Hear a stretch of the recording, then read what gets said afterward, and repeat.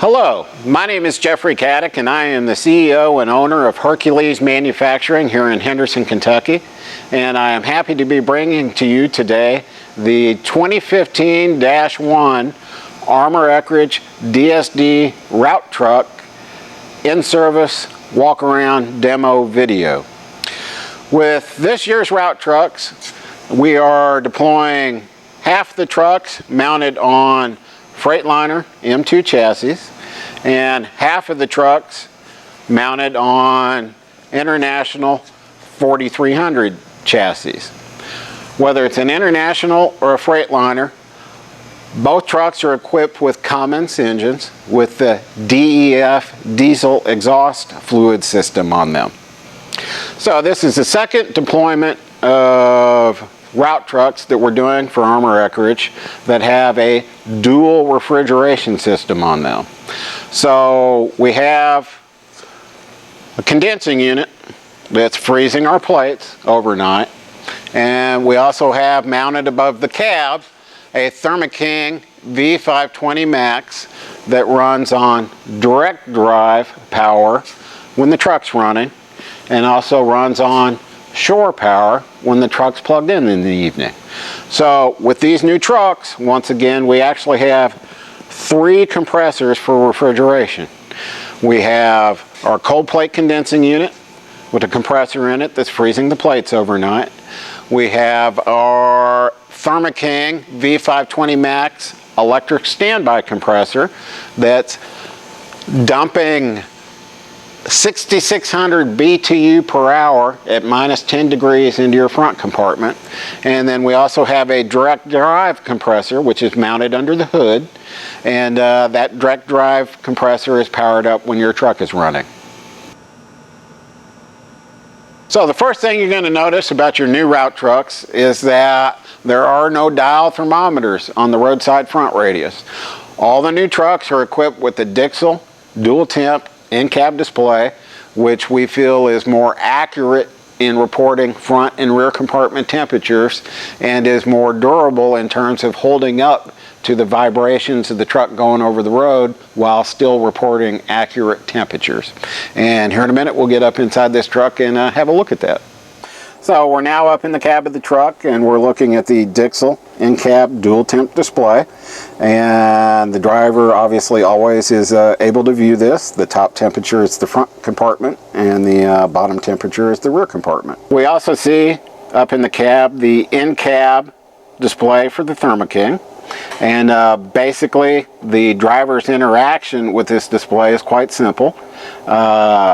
The temperature that's being reported is the return air temperature going through the evap in the front compartment. And over here we see that there's an arrow pointing down. Okay, so this set point on this Thermo King is set at -10 degrees. Right now we're above that, so if our truck were started or plugged in, the condensing unit would start and we would start cooling our truck. Really, the only thing the driver needs to know is that this is the on-off button and it always needs to be in the on position. So now I'm going to exit the cab and bring to your attention something that's located here next to the driver's seat, which is the in-cab cutoff switch for the rear liftgate. So the purpose of this in-cab power cutoff switch for the liftgate is so that we can cut the power to the gate to prevent unauthorized utilization of the gate. So for instance, when you return to your branch in the evening and you're no longer going to use the gate, you want to move the switch to the off position. This way, if some kids sneak into the branch overnight, they can't play with the gate and subsequently injure themselves playing with the gate. The other thing we want to call to your attention as we exit the cab, and right now we're exiting the cab on a Freightliner truck, but your air drain valve pull is right here behind your driver's steps. On your International trucks, that same item is located on the passenger side on the trailing edge of the steps going up to the door.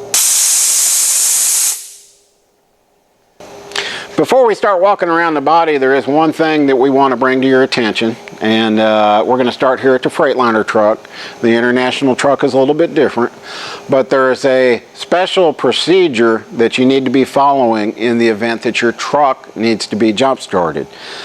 These trucks have a lot of computers on them, and if you're jump starting the truck and you just hook up to the battery terminals, because of the computers and the duplex wiring, you run the risk of jump starting your truck in that manner will scramble those computers. So each truck has a certain methodology you need to follow when you're doing jump starts. On the Freightliner, the jump start studs are actually under the hood. Under the engine, in the engine compartment on the frame rails, is a positive and negative jump start stud. It is very important, if you have to have your truck jump started, you need to utilize these studs provided by Freightliner. Now we'll walk over and have a look at the International. On your International truck, the stud is also located on the curb side, but it's actually here at the leading edge of the step. You only have a positive stud. So you're going to hook up the positive jumper to this stud, the negative to the step. Again, if you ever need to have your truck jump started, it's very important to utilize these jump start studs to prevent the computers and the duplex wiring on your truck from getting scrambled. So as we start to walk around the truck, the first thing we want to bring to your attention is mounted to the frame rails immediately behind the cab is our accessory battery that supports blower unit fan operation. So we have a separate accessory battery box that contains only the accessory battery that's supporting fan operation. That battery is a dual purpose battery. When you turn the key on your truck, there's a continuous duty solenoid that's located in our electrical enclosure, and we'll have a look at that in a minute. And that is bridging the accessory battery with your OEM chassis batteries. What that allows is, as this truck is started moving over the road, it's actually the alternator of the truck that is charging our accessory battery. When the key is in the off position and your condensing unit is plugged in, our electrical enclosure has a battery charger that becomes energized that is charging the accessory battery. So we want to bring to your attention on the face of our electrical enclosure, which has our kill switch, which kills the 50 amp service going up to the blower unit. We've added a decal, and this decal explains the position the key needs to be in when you're offline and the position your key needs to be in when you're online. We just heard our fans powering up. Okay, now why do we want this? Why do we want the fans to be offline? Okay, if your truck's out of service, whether it's going to the dealership to have some work done on it, if it's out of service to be sanitized, we want to go ahead and move the key to the offline position, and that's going to preserve our accessory battery. Batteries are a funny thing. They go up, they go down. There's only a certain amount of times they're going to do that. So when you take the truck out of service, you want to move the fan kill switch to the offline position. The other thing our decal is calling out is that in this electrical enclosure, there is a 50 amp circuit breaker, and that circuit breaker is controlling the power that's going up to the blower unit. And we'll have a look inside the electrical enclosure, and I'll call these things out for you. So here we have our electrical enclosure open, and we see basically that there's three components in here. Your 55 amp battery charger, your 200 amp continuous duty solenoid, and your 50 amp manual reset circuit breaker. So in the event that for some reason you're not getting any power to the blower unit up inside the body, one of the things you want to check is that this 50 amp circuit breaker is not blown. Now, in some cases where you are, for instance, not being successful in charging up the accessory battery in over-the-road mode, it's important also to note that this 200 amp continuous duty solenoid has a fuse on it. The fuse is located in different places between the Freightliner and International trucks, and I will call those out for you now. So on the Freightliner, the fuse that supplies power to our continuous duty solenoid is located underneath the hood. So I'm going to open up the hood again. Underneath the hood, you'll see that there's a fuse box, a small fuse box, and our continuous duty solenoid is hooked up to the slot F8 on the Freightliner in this fuse box. On your International trucks, the fuse that's powering up the continuous duty solenoid over the road is located in the fuse panel that's here in the cab. So you remove the panel, and our continuous duty solenoid is in slot, or the fuse for our continuous duty solenoid is in slot F9A.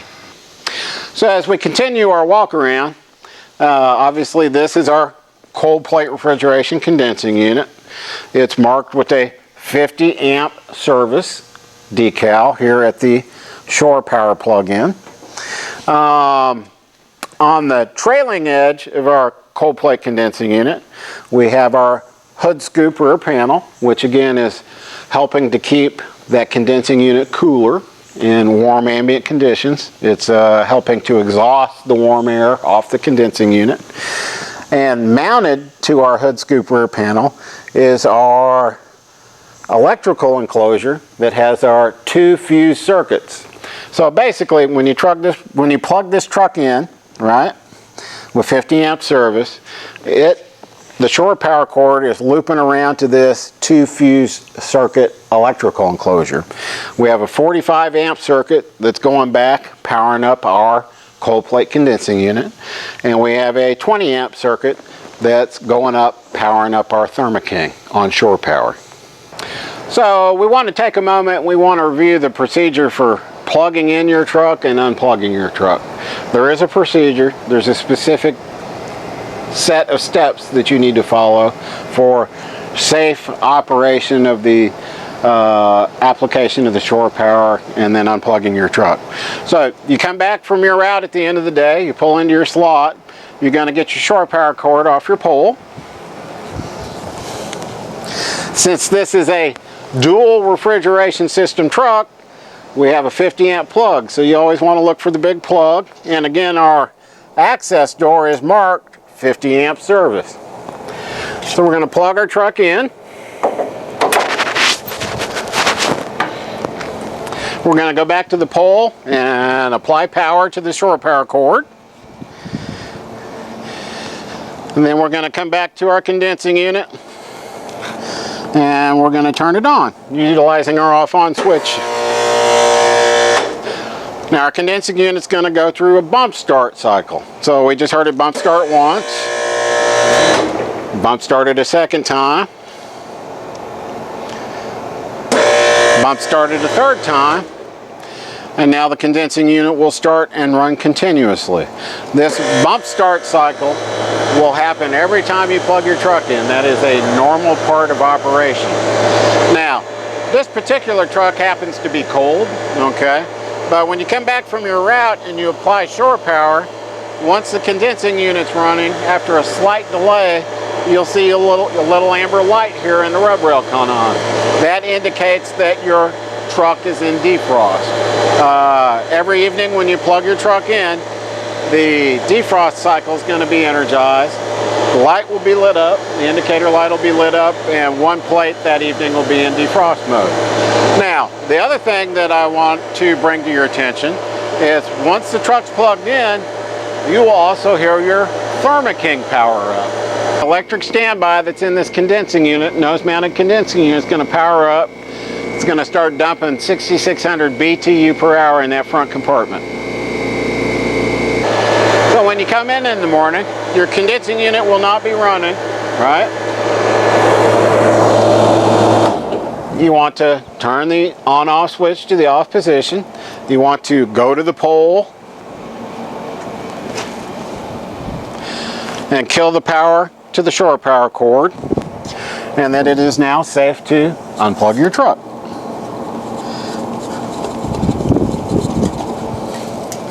And we're going to return the cord to the shore power pole. So in talking about the auto sequential defrost feature that's on these trucks, with the new trucks presently being deployed, we have made a slight programming change in the controller that controls our defrost cycle. Previously we were accomplishing a 2-hour defrost. Now we are accomplishing a 3-hour defrost cycle, which we believe is going to be more effective in ensuring our plates are defrosted at the end of the defrost cycle. As we continue to go around the truck, we want to bring to your attention here at the back, I believe for the second year running, we've added a third mud flap at the rear of the truck. The third mud flap is located in between the frame rails, and the purpose of the third mud flap is it is designed to help keep down the amount of dirt that is accumulating on the gate, or also in the winter, the amount of snow and ice that might be accumulating on the gate being thrown up by the tires. So now we're at the back of the truck, and all the DSD route trucks being deployed on this current deployment have the rear tuckaway lift gates. So it's a Lehman 3,500 pound level ramping ride lift gate. And we want to talk about the correct procedure for deploying the gate and stowing the gate. So the first thing I want to remind you of is that we have our in-cab cutoff switch, which is supplying power to the rear tuckaway liftgate. Our switch is currently in the on position. So the first thing we're going to do is we're going to remove our safety chain. And then we're going to lower our platform down almost all the way to the ground.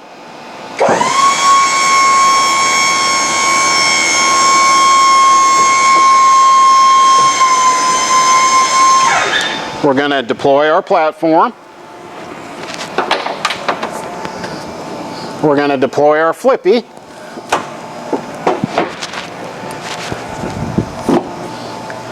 And then we'll lower the gate the rest of the way to the ground, and you'll see the ramping action.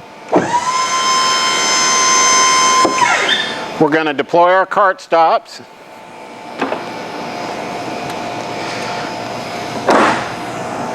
And then we're going to raise the gate up to floor level.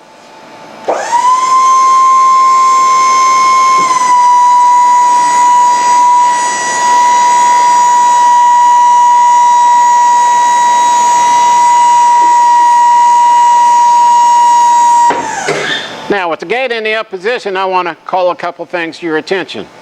As we have done last year, we applied conspicuity tape to the edge of the platform. A lot of times you guys are pulling into a parking lot and you'll park the truck in one space and you'll utilize the space behind you for your unloading before you go into the branch. So when you're in parking lots, people are always cutting through spaces and whatnot. So the conspicuity tape is designed to call the platform to their attention when it's deployed. With this deployment of the trucks, we've also added the flashing lights on the liftgate platform. So anytime the platform is in the horizontal position, these lights will be flashing. Again, to call to drivers cutting through the parking lot the fact that the gate's there. So before I lower the platform back to the ground, I just want to climb up here and show you one detail real quick.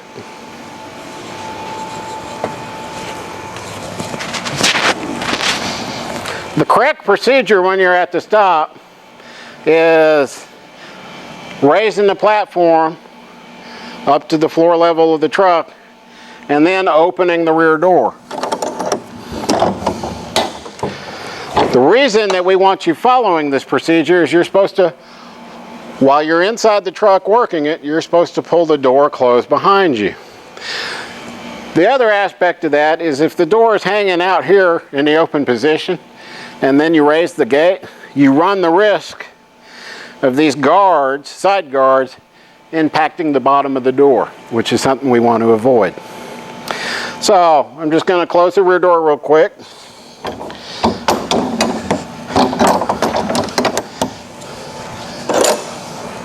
Climb back down. And review the procedure for stowing the gate. So we're going to lower the gate back to the ground.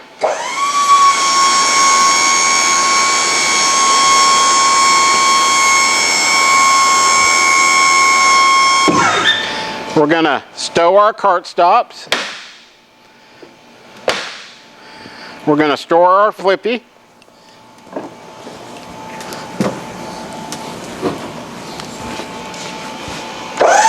Raise our gate up a little bit and then stow our platform.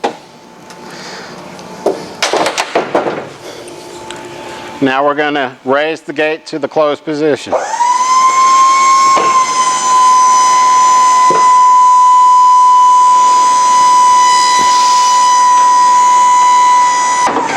Last thing we're going to do is we're going to reapply our safety chain. Now, what is the purpose of this safety chain? This gate is hydraulically operated in both the up and down motions, okay? So, while you're traveling down the road, in the event that you lose one of your hydraulic lines, if you do not have the safety chain applied to the gate, you run the risk of that gate falling down to the ground, which, while you're going down the road, that's not desirable. So we always want to make sure that we're utilizing our safety chain. While we're still here at the back of the truck, before we get inside the truck, just want to talk about a couple other features. We talked about the gate platform having conspicuity tape on it. The liftgate side steps also have a piece of conspicuity tape running up and down the trailing edge of the step. And our rear doors have a piece of conspicuity tape running across the bottom of them. We'll also call to your attention our recessed tail light and backup lights. So they're actually recessed in the step to protect them if you're backing up to a dock. We want to talk to you about our special function rear top lights. Okay? Our two outer lights act as marker and turn, and our three light center cluster acts as marker and brake. And we're going to focus in on these lights, and I'll just demonstrate that for you real quickly.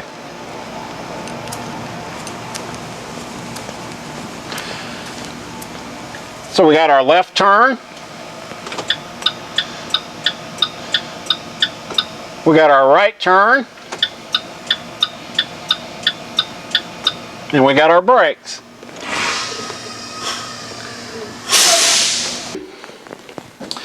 So now we're inside one of the new route trucks, and as has been the case for the last several years, your dome lights have motion sensors on them. So as soon as you get up into the back of the truck, the lights are going to come on. This year, or this deployment, as with the last deployment, the bodies are built with 6 inches of foam all the way around. So when we get this body cold, we have a lot of foam to keep the cold in. The next thing we want to bring to your attention is on your, as you enter the front compartment through the bulkhead now has curtains on it. So again, we're going to do a better job once we get the front compartment cold of keeping the cold in the front compartment. So we're now in the front compartment, and basically this compartment is identical to the last deployment. So we have our blower unit with our improved electrical scheme and fans. The older trucks had 3 Dole fans across the top. The newer trucks have the 2 EBM Pabst fans across the top. The reason that we went with the EBM Smart fans is that they have about 40,000 hours of service life at 32 degrees. So if this truck's going to be in service for 10 years, we have every confidence that you should never have to change the fans in this blower unit. You'll also note that we've added, as we did with the last deployment, a decal on the front of the blower unit that says do not stack product above this line. So we got the blower unit fans are circulating air in this front compartment. If you stack product up in front of them, they're not going to be circulating air effectively. So we do not ever want to see any product stacked above this line. The front compartment, as well as the rear compartment, also have our new style thermostats in them.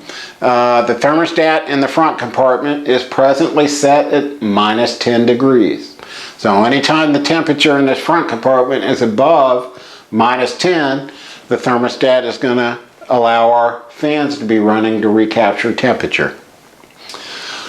Also in the front compartment, you'll see the remote evaporator for our Thermo-King V520 Max. So when you're traveling over the road or you're plugged into shore power, this remote evaporator is active.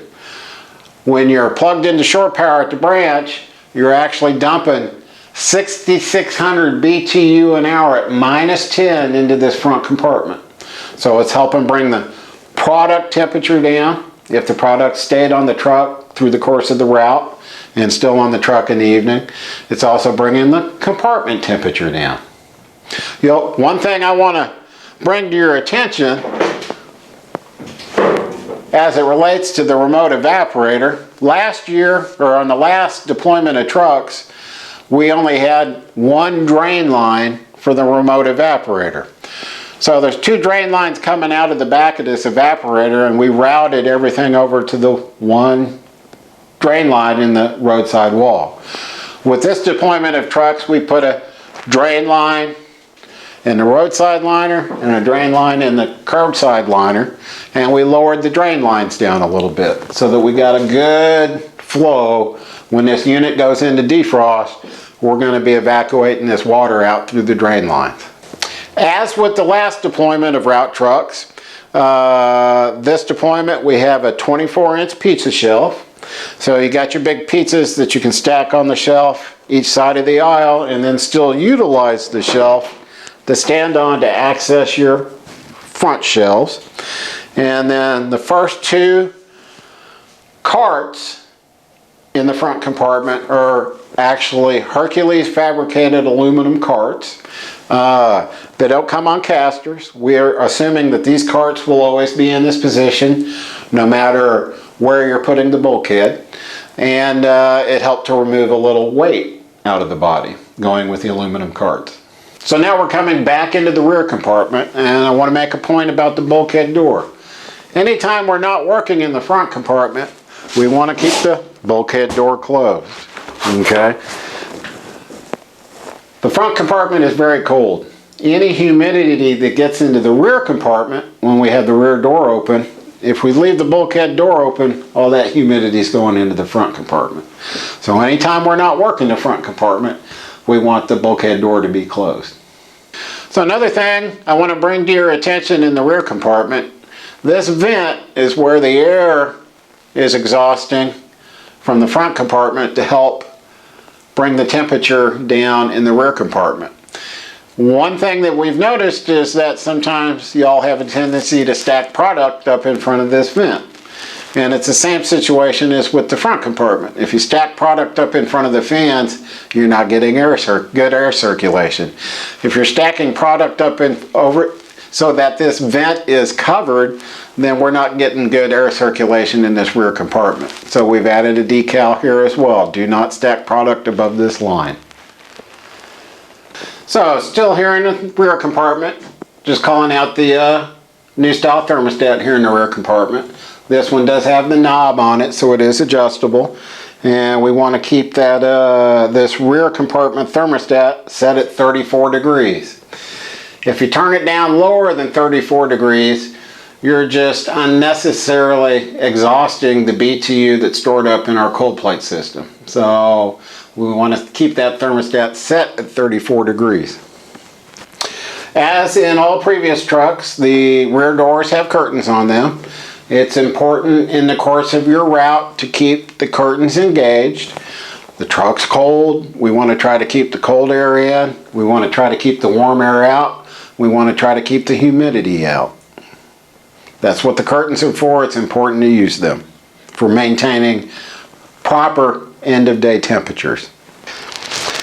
So the last thing we want to show you here in the rear compartment is that the rear door now has this strap attached to the interior frame of the door. So when you get into the body, you can pull the door closed behind you. Again, it's cold in this truck. We want to keep the cold in the truck. If when you're working in the truck, you pull the rear door closed behind you, it's going to keep the cold air in, it's going to keep the hot air out, and keep the humidity out. And obviously, anytime we're not going in and out this rear door should be closed. If we utilize all these features to keep the cold in, we'll have a better probability of returning at the end of the day with the temperature we want to see. And we're just going to continue walking around the curb side of the truck to wrap up this demo. Again, all these trucks are equipped with a Lexan bar lock protector plate. This way, when you're opening both panels of the rear door, we're protecting the panel, we're protecting the decal with this plate. All the trucks being deployed have the new style dolly cart box with the barn doors on them. Got the dolly cart and your shore power cord inside. These boxes have proved to be much more durable. Last thing we want to talk about on the curbside, back up at the cab, we have the frame rail mounted accessory battery for liftgate operation. So this accessory battery is supporting liftgate operation. It's actually a deep cycle battery, and we think that it's going to have a lot of longevity in terms of lifespan and supporting liftgate operations while you're on your route. So we're going to finish up this demo sitting back in the cab. Got a couple more things I want to call to your attention in the cab. First thing is, each of the trucks being deployed has one of these packets in it. And it's got your registration, your insurance information, your fuel card, etc. The one thing that's added to the packet this year is a copy of your certified weight ticket. So every truck that gets deployed is going to have a copy of the certified weight ticket in this packet. Also want to bring to your attention that each of the trucks has a Hercules binder in it. It says Hercules on it. This binder contains a variety of information that's going to be useful to you. The first thing that's in here is a cold plate refrigeration parts list. So anytime you have a service tech show up and he needs to order parts, he can utilize this as a resource to identify the correct part. There's also a parts list that includes parts for the truck body. So in the event that you have some damage to your truck body, you can use this as a reference to identify the correct replacement part. There's a troubleshooting guide in the binder on the auto sequential defrost system. So in the event that you have a refrigeration tech come out to work on your truck to address some refrigeration issue, there is a lot of information in here that he can utilize. So we've got the troubleshooting guide. We've also got a driver tutorial that explains the fundamentals of the refrigeration systems on the trucks in terms of how the driver is going to interact with them. We also have some information on the Dixel dual temp in-cab display. There's basically two different procedures that we lay out for you. One is in the event that you lose 12 volt power to your display. So as a for instance, they take the truck in for service and they determine that the batteries need to be replaced. Well, while they're swapping out the batteries, the Dixel will not be receiving 12 volt power. When 12 volt power is reapplied, you will still have your two temperatures being reported, your front compartment and your rear compartment temperatures being reported, but the numbers will be flashing. So there's instructions how to go in and reprogram it so that the numbers are constant instead of flashing. Also in the event that for some reason the Dixel gets out of calibration in terms of reporting the correct temperature, there's instructions in this binder on how to address that. The last thing in the binder is all of the refrigeration schematics. So again, if you have a service tech come out to do something on your refrigeration systems on these trucks, all the information that they're going to need is included in these binders. The last thing that's in the binder that we've included this year is in the front cover, you'll find two magnets. So sometimes you have a question as to whether or not your fans are working. When you get up into the body, the rear doors are open. that breaks the circuit because the rear doors have magnetic switches on them. So these magnets will allow you to get up into the back of your truck with the door open, put the magnet on the switches, and you should hear the fans activating. Each binder has 2 of these magnets in it. This brings to a conclusion our 2015-1 Armor Eckridge in-service walk-around demo video. In closing, I just want to say that we very much appreciate the relationship between our 2 companies. Here at Hercules, we've been delivering value to our customers since 1902, and we look forward to delivering value to our friends at Armor Eckridge for many, many years to come.